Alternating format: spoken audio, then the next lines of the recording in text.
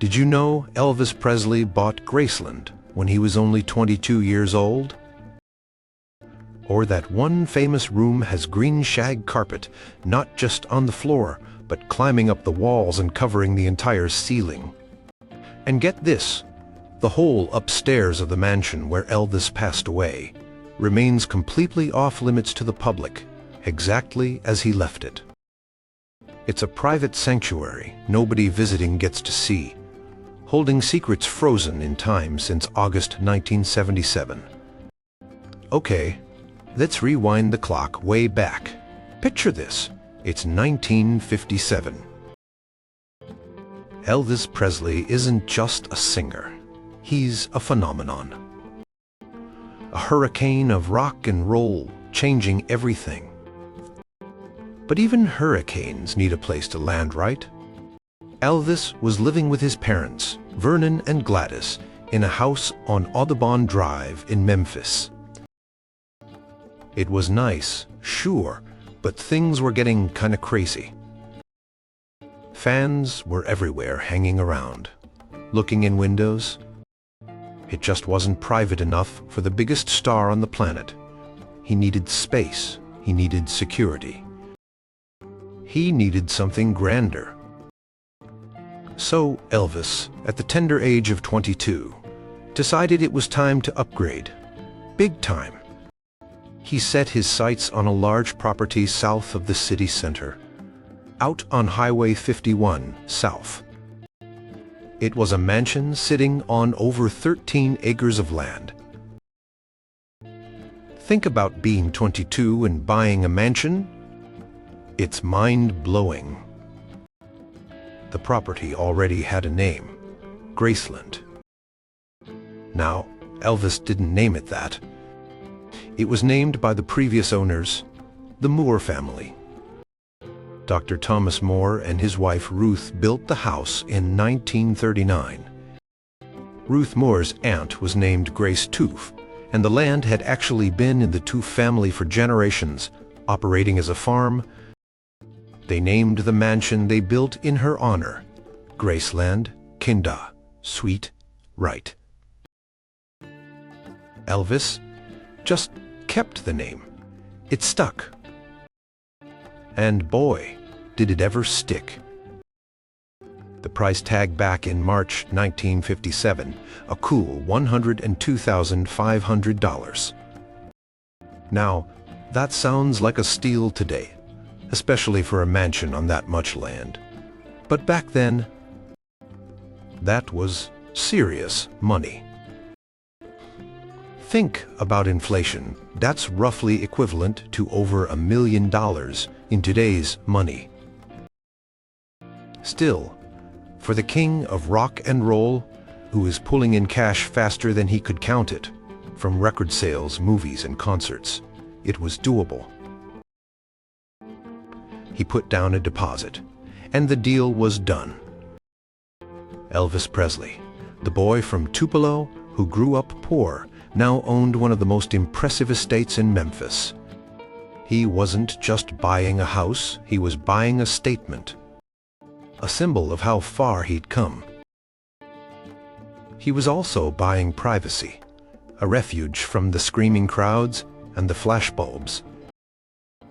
Little did he know that this purchase, made when he was barely old enough to vote back then, would become not just his home, but a permanent monument, a place fans would flock to forever.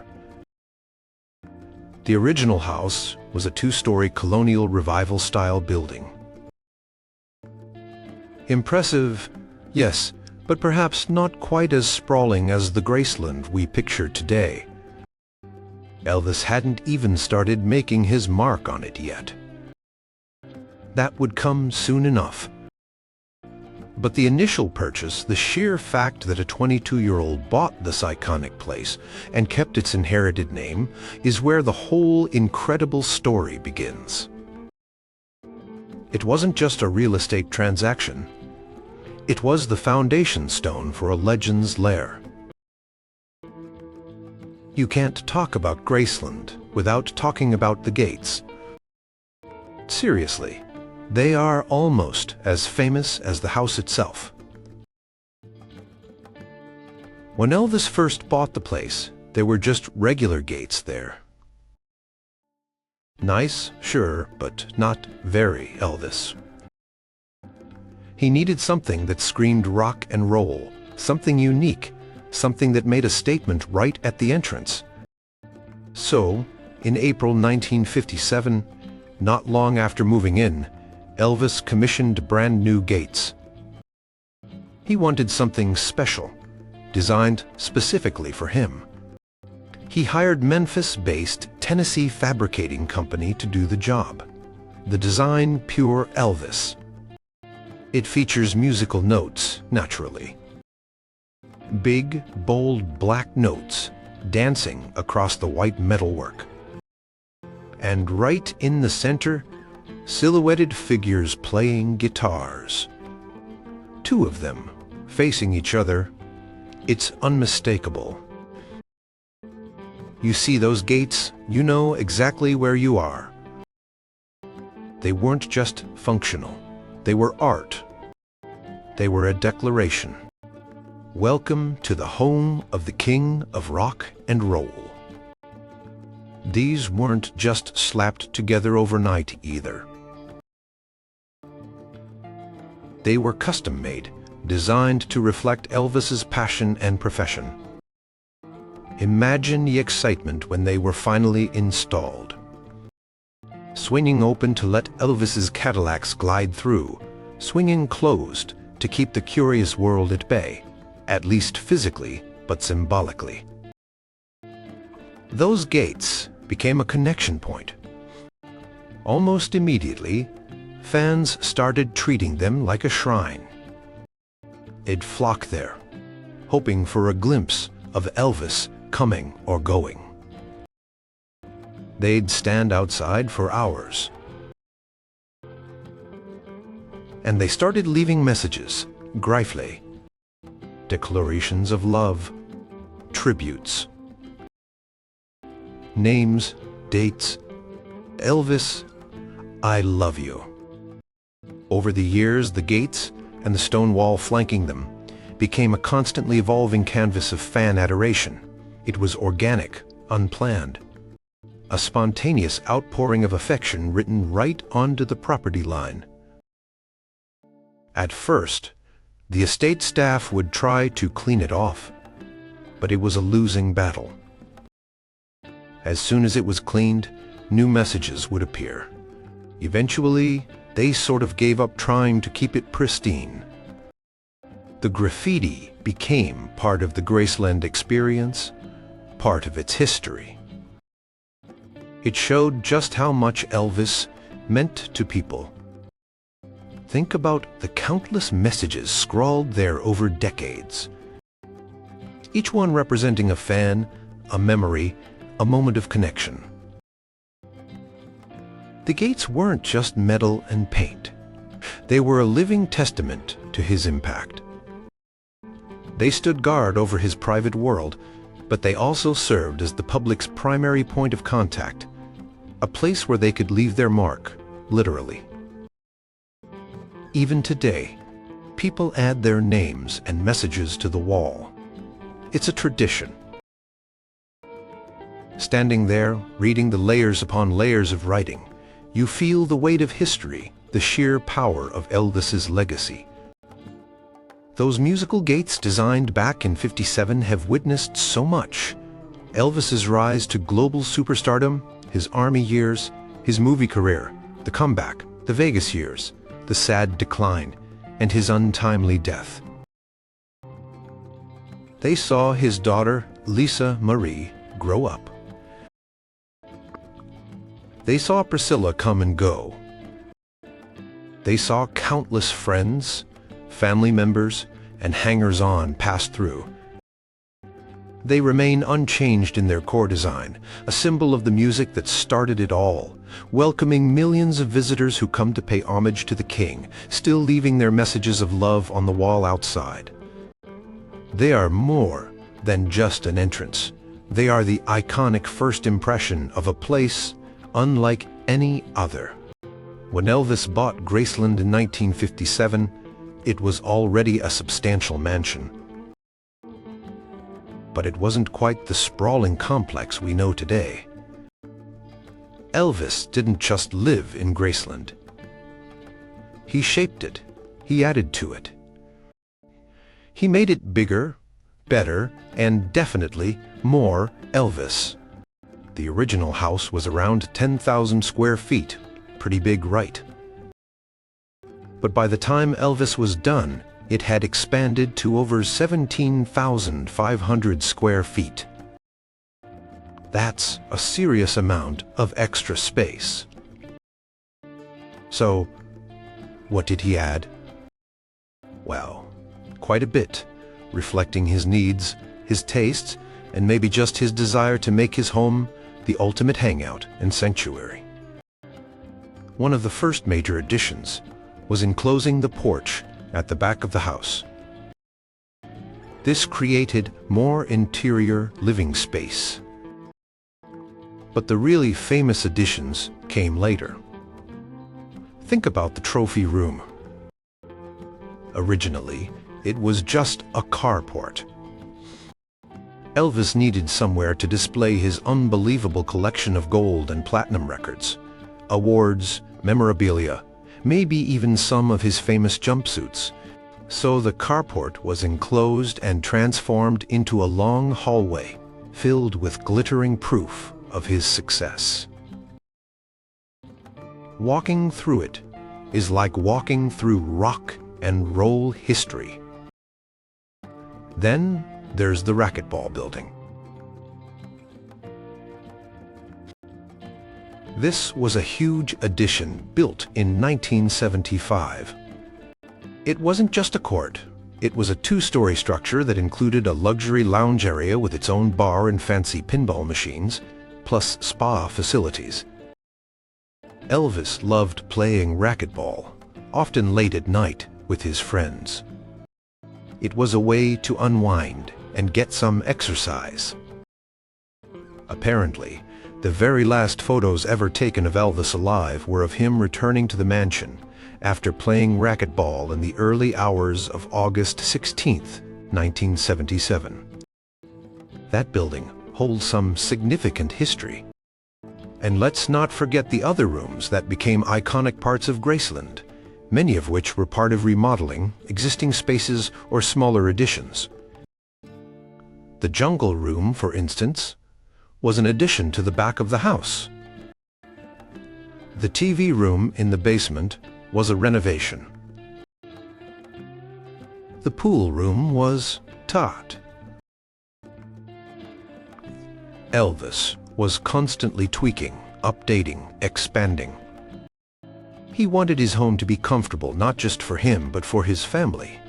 His parents lived there initially, and later Priscilla and Lisa Marie, and for his entourage, the famous Memphis Mafia. Graceland needed space for everyone. It wasn't just a private residence, it was headquarters. It was a clubhouse. It was a compound. These additions weren't always driven by architectural purity. They were driven by Elvis's lifestyle. He wanted a space to relax, a space to entertain, a space to display his achievements, a space for his hobbies. Each addition tells a story about what was important to him at that time. The constant evolution of Graceland mirrored the evolution of Elvis's life and career. It grew as his fame grew, as his needs changed. It wasn't a static museum piece while he lived there. It was a living, breathing home that adapted to its larger-than-life owner. The Graceland visitors tour today as a snapshot of how Elvis left it, reflecting all those changes and additions he made over his 20 years there. It's a fascinating architectural scrapbook of his life. You know how some people have, like a snack drawer. Well, Elvis had a Graceland kitchen, and the rule was it had to be stocked always, like 24/7, no exceptions. The king might get a craving at any time, day or night. And when he did, the kitchen needed to be ready. This wasn't just a suggestion. It was practically law in the house. Think about it. Being the most famous person in the world must work up an appetite. And Elvis had very specific tastes. He loved good, all Southern comfort food. Nothing too fancy, just hearty, satisfying grub. The Graceland kitchen wasn't a gourmet palace with Michelin stars.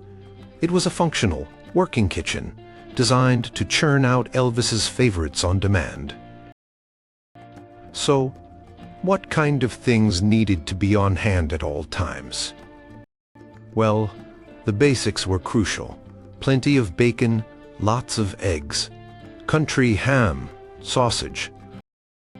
Biscuits and gravy were staples. For drinks, Pepsi was a must, cases and cases of it. He wasn't much of a coffee drinker, but guests might be, so that was around too. And then there were the ingredients for his more famous cravings. Peanut butter, bananas, lots of them. You know where this is going? The legendary fried peanut butter and banana sandwich. Sometimes with bacon added in for good measure. The kitchen staff, including his beloved cook Mary Jenkins Langston for many years, knew the drill. They had to keep these ingredients perpetually available. Imagine getting a call at 3 a.m. because Elvis wanted a stack of his favorite sandwiches. It happened. The grocery lists for Graceland must have been epic. They bought things in bulk. We're talking industrial quantities of staples. Meat, especially ground beef for his favorite cheeseburgers, was always in the freezer. Ice cream, particularly flavors like peach, vanilla, and chocolate, was a permanent fixture. He also loved things like mashed potatoes, fried chicken, meatloaf, and banana pudding. Simple, down-home cooking. The kitchen itself wasn't enormous by today's McMansion standards, but it was well equipped for its time and constantly buzzing with activity, especially when Elvis was home. It had the appliances needed to whip up meals quickly. There was a breakfast nook area, too, for more casual meals. It was the heart of the house in many ways, fueling the king and his court. This constant readiness wasn't just about food, it was about comfort. It was about Elvis feeling truly at home, able to satisfy any whim instantly. It reflected his generosity, too. There were always guests, friends, and family around, and they needed feeding as well. Graceland was known for its hospitality, and a perpetually stocked kitchen was central to that. Even today, when you tour Graceland, the kitchen is set up as if ready for Elvis to walk in and place an order. You can almost smell the bacon frying. It's a fascinating glimpse into the daily life and the specific, very human needs and desires of a man who lived an extraordinary life. The rule of the always stocked kitchen tells you a lot about Elvis. He knew what he liked. He wanted it readily available, and his home was always ready to provide that comfort. Down in the basement of Graceland, there's a room that really captures a specific moment in time and Elvis's unique style. It's the TV room. Now, having a TV room isn't unusual, but Elvis's setup was pure 70s cool, and kind of ahead of its time in a way. Get this, there wasn't just one TV, there were three. Yes, 3 television sets, lined up side by side, built right into the wall unit. Why 3? The story goes that Elvis heard President Lyndon B. Johnson liked to watch the news on all three major networks simultaneously, so he could get the full picture. Elvis thought that was a pretty cool idea, so he decided he wanted the same setup. Whether it's true about LBJ or not, Elvis definitely had the 3 TVs installed. Imagine sitting there, maybe catching the evening news on CBS, NBC, and ABC all at once. Or maybe watching 3 different football games.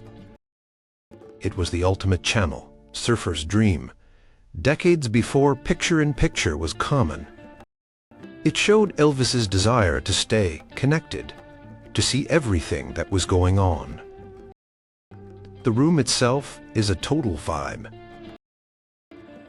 The dominant colors are navy blue and bright yellow. It's bold, very bold. The walls have these padded, upholstered sections in blue. There's a big, comfy sectional sofa, perfect for lounging and watching those 3 screens. And right in the middle of the room, hanging from the ceiling, is this super cool light fixture. But the real eye-catcher, besides the triple TVs, it's the giant TCB logo painted on the wall. TCB, standing for Taking Care of Business, was Elvis's personal motto and the name of his band. The logo features a lightning bolt, emphasizing the "in a flash" part of the full motto, taking care of business in a flash. Having that logo prominently displayed in his private TV room shows how much that philosophy meant to him. It was his mantra. There's also a wet bar in the corner, essential for entertaining or just grabbing a cold drink while watching the screens. Think of the gatherings that must have happened in this room. Elvis, his friends, his family, all kicking back, watching TV, maybe listening to music. There's a stereo system built in too, of course, just hanging out. It was a place designed for relaxation and entertainment, Elvis style. The decor is pure 1970s, a time capsule of shag carpets, though not as wild as the jungle room, bold colors and custom built-ins. It reflects the taste of the era, but also Elvis's own flair for the dramatic and the comfortable. He wanted his spaces to be functional, yes, but also visually interesting, and above all, places where he could truly relax and be himself. The 3 TV setup might seem a bit quirky now, but back then, it was pretty high-tech, and definitely a conversation starter. It speaks volumes about Elvis's personality, always wanting the latest thing, enjoying technology, and maybe just liking the sheer cool factor of having more than anyone else. The TV room remains one of the most popular stops on the Graceland tour because it feels so personal, so reflective of the man and the era he dominated. Right next to the TV room in the Graceland basement is another space dedicated purely to fun and games, the billiards room or pool room. And let me tell you, this room is a trip. If you thought the blue and yellow TV room was bold, wait until you see this place. Forget subtle elegance. This is about texture, pattern, and creating a very specific, almost womb-like atmosphere. The most striking feature, the fabric. It's everywhere. The walls aren't painted, they're not wallpapered in the traditional sense. They are literally draped and pleated with fabric, miles of it. Hundreds and hundreds of yards of patterned fabric cover not just the walls, but the ceiling too. Imagine being inside a giant patterned tent, but it's a room in a mansion basement. The fabric itself is a cotton print, predominantly in shades of paisley-like swirls and floral bursts. It's busy, very busy. The story goes that the designer, Bill Eubanks was given the task of decorating the room, and he showed Elvis some sketches. Elvis supposedly wasn't thrilled with the initial ideas. Then the designer, perhaps a bit frustrated, took a bolt of the chosen fabric, threw it against the wall, and said something like, "Well, what about this?" And Elvis apparently loved the dramatic effect. So they decided to just go for it, cover everything. Walls, ceiling, the whole shebang. It took workers something like 10 days just to hang and pleat all that fabric. The result is, well, unique. It absorbs sound, making the room feel quiet and enclosed, perfect for concentrating on a game of pool. The centerpiece, of course, is the pool table itself. A beautiful classic table where Elvis and his buddies spent countless hours playing. You can just picture the scene: late nights, friendly competition, maybe some music playing, drinks from the nearby bar area. It was another escape within the escape that was Graceland. The lighting is kept relatively low, adding to the cozy, den-like feel. The furniture is comfortable, designed for lounging between shots. But it's that fabric, that all-encompassing, patterned fabric, that really defines the space. It's a bold design choice, maybe even overwhelming to some, but it's undeniably memorable. It screams 1970s maximalism. Like other parts of Graceland that Elvis drew, the billiards room reflects his personal taste and his desire for spaces that were comfortable, unique, and maybe a little bit theatrical. He wasn't afraid of color or pattern. He wasn't concerned with following conventional design rules. He wanted his home to be fun, to be different, to be his. The billiards room, with its fabric-draped walls and ceiling, is a perfect example of that. It's a room designed for play, wrapped in a style that's playful and utterly distinctive. Standing in there today, surrounded by all that pleated material, feels like stepping directly into Elvis's world, a world where creativity and personal expression knew no bounds, especially when it came to decorating his private sanctuary. Okay, if there's one room in Graceland that everyone talks about, one room that perfectly captures the quirky, fun-loving, and maybe slightly eccentric side of Elvis Presley, it has got to be the Jungle Room. Officially known as the Den, this room earned its wild nickname for a very obvious reason. It's decorated like a Polynesian paradise, complete with green shag carpet, not just on the floor, but running right up the walls and even covering the entire ceiling. Yes, you read that right, green shag carpet everywhere. It's like stepping inside a giant, furry avocado. This room wasn't part of the original house. It was an addition built onto the back in the 1960s. For a while, it was just a regular den. But in the mid-70s, Elvis decided it needed a makeover. He was apparently inspired by a trip to Hawaii, or maybe just his general love for island vibes and exotic themes. Whatever the spark, the result was unforgettable. He reportedly went to a Memphis furniture store, saw a set of Polynesian-style furniture he liked, heavy, dark, carved wood pieces with faux fur upholstery, and bought the entire display set right off the showroom floor. Tables, chairs, lamps, the works. He wanted it immediately. And then came the green shag carpet.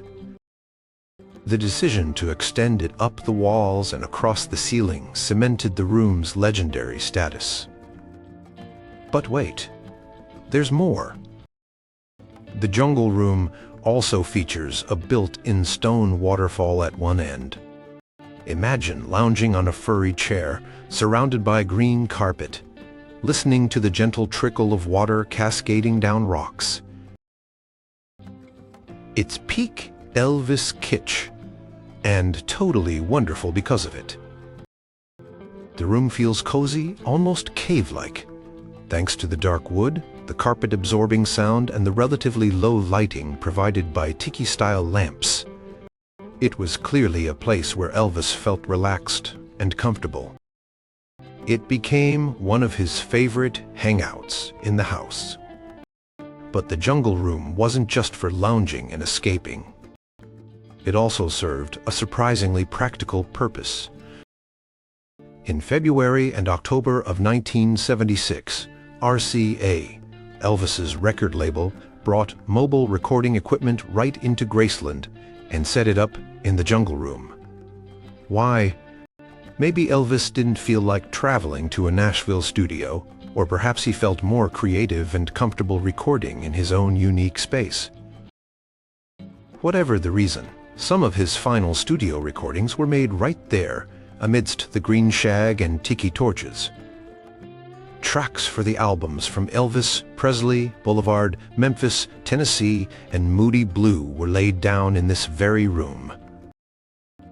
Think about that, recording songs like Moody Blue and Way Down, with a rock waterfall gurgling nearby. The acoustics must have been interesting, to say the least.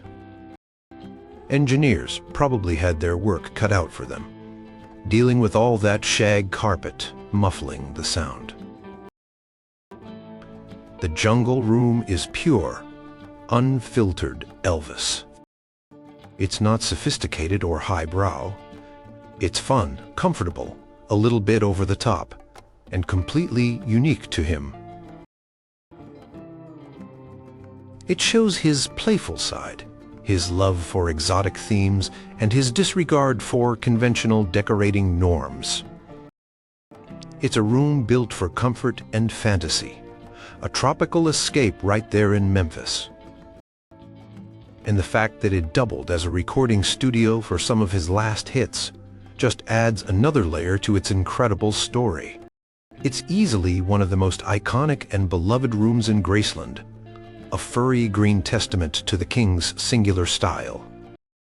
Graceland wasn't just a home for Elvis and his human family and friends.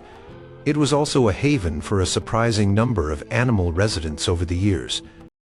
Elvis loved animals, and the sprawling grounds of Graceland provided the perfect place to keep them. Probably the most famous animal residents were the horses. Elvis was an experienced rider and loved horses. He kept several in the stables and pastures at Graceland. Riding around the property was one of his favorite ways to relax and escape the pressures of fame. You can picture him, looking every bit the Southern gentleman, galloping across the fields. Some of his horses had memorable names, like Rising Sun, a beautiful golden palomino, who was a particular favorite. There was also a horse named Bear. The horses weren't just pets. They were part of the idyllic image of Graceland as a peaceful country estate, a slice of tranquility for the king. The stables and pastures are still part of the Graceland property today, a reminder of Elvis's equestrian passion. But it wasn't just horses. Elvis had a whole bunch of dogs over the years. He'd had dogs since childhood, and his love for canine companions continued throughout his life. There was a basset hound named Sherlock, a Great Pyrenees called Muffin, and Pomeranians like Sweet Pea. His girlfriend, Linda Thompson, gave him a chow chow named Getlow that he was reportedly very fond of. Like many pet owners, Elvis found comfort and unconditional love in his dogs, who were likely oblivious to his worldwide fame. Then things get a little more exotic. For a time, Graceland was home to peacocks. Yes, beautiful birds with vibrant plumage strutting around the grounds. Apparently, Elvis liked the symbolism. Some cultures see peacocks as symbols of eternal life or royalty. They certainly added a touch of the regal and unexpected to the estate. Imagine driving up and seeing peacocks casually wandering around. And perhaps the most famous and mischievous animal resident was Scatter. Scatter was a chimpanzee. Yes, Elvis Presley owned a pet chimpanzee in the 1960s. Scatter was apparently quite a character. Known for his dressed in little outfits, he was known for his wild antics, like pulling down women's skirts and generally causing mayhem. He lived at Graceland for a while and became part of the household's colorful cast of characters. While owning a primate as a pet seems questionable by today's standards, it certainly added another layer of uniqueness to life at Graceland back then. Stories about Scatter's pranks are legendary among Elvis insiders. There were probably other animals too. Farm animals like donkeys, chickens, maybe even turkeys at various points kept in the barn areas.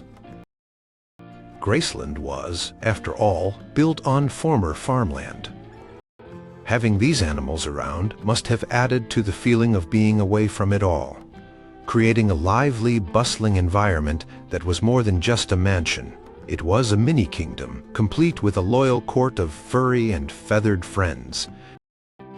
The presence of these animals speaks volumes about Elvis's character, his love for nature, his desire for companionship, and perhaps his connection to his rural roots. Graceland wasn't just sterile luxury. It was alive, filled with the sounds and sights of the animals he loved. Beyond the mansion itself, one of the most significant and deeply moving parts of the Graceland estate is the meditation garden. This serene space, located just south of the swimming pool area, wasn't originally designed as a final resting place. Elvis actually had it built in the mid-1960s as a place for quiet contemplation and reflection. He was going through a period of spiritual searching at the time, exploring different philosophies and religions, and he wanted a peaceful spot on his property where he could sit and think, away from the hustle and bustle of the main house. The design is simple, but beautiful. There's a circular pool with fountains, surrounded by white columns forming a curved pergola overhead. Flowers and plants add color and life. It has a calm, almost sacred atmosphere. It truly was a place for meditation. But the garden took on a profoundly different significance after Elvis's death on August 16, 1977. Initially, Elvis was buried in Forest Hill Cemetery in Memphis, next to his mother, Gladys. However, a shocking incident occurred shortly after his burial. An attempt was made to steal Elvis's body. This horrifying event raised serious concerns about security and the ability to protect his final resting place from obsessive fans or vandals. Vernon Presley, Elvis's father, was deeply distressed by this and made the difficult decision to move Elvis's remains along with his mother's to the safety and privacy of Graceland.